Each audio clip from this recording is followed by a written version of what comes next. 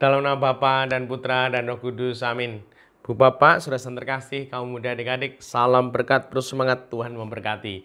Kembali kita berjumpa dalam Renungan Harian, hari ini Selasa, 23 April 2024. Kita akan mengambil dari Injil Yohanes, bab 10, ayat 22 sampai 30.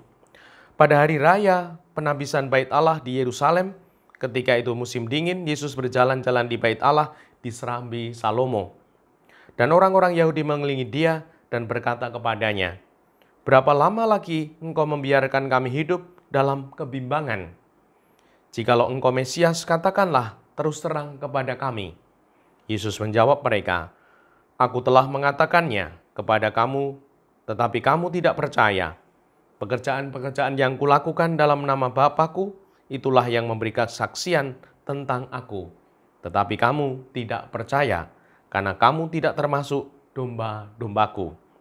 Domba-dombaku mendengarkan suaraku, dan aku mengenal mereka, dan mereka mengikuti aku. Aku memberikan hidup yang kekal kepada mereka, dan mereka pasti tidak akan binasa sampai selama-lamanya. Dan seorang pun tidak akan merebut mereka dari tanganku. Bapa-Ku yang memberikan mereka kepadaku lebih besar daripada siapapun. Dan seorang pun tidak dapat merebut mereka dari tangan Bapa. Aku dan Bapa adalah satu."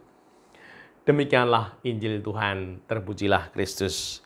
Ibu, Bapak, saudara terkasih, bacaan ini meneguhkan kita bahwa Allah dan Tuhan kita Yesus Kristus sungguh satu. Dan Tuhan kita Yesus Kristus adalah Tuhan kita yang kita percaya, kita imani, dan kita ikuti. Maka kita ini adalah murid-murid Tuhan. Dan Tuhan memberikan sabdanya, "Domba-dombaku mendengarkan suaraku."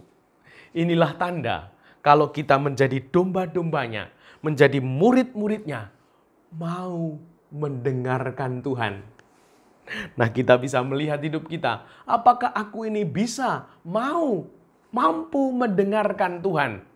Tidak hanya mendengarkan diri kita sendiri, kehendak kita sendiri, namun sungguh mau mendengarkan Tuhan. Sehingga hidup kita dituntun dalam kehendak-Nya. Dan semoga sungguh-sungguh terjadi dalam diri kita yang beriman ini. Domba-dombaku mendengarkan suaraku, aku mengenal mereka.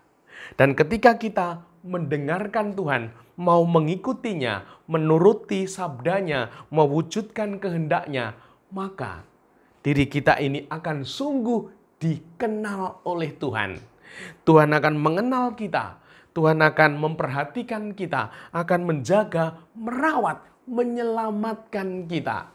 Karena kita dikenalnya. Dan semoga sungguh-sungguh kita mau dikenalnya untuk selalu mendekatinya. Sehingga Tuhan akan memelihara hidup kita.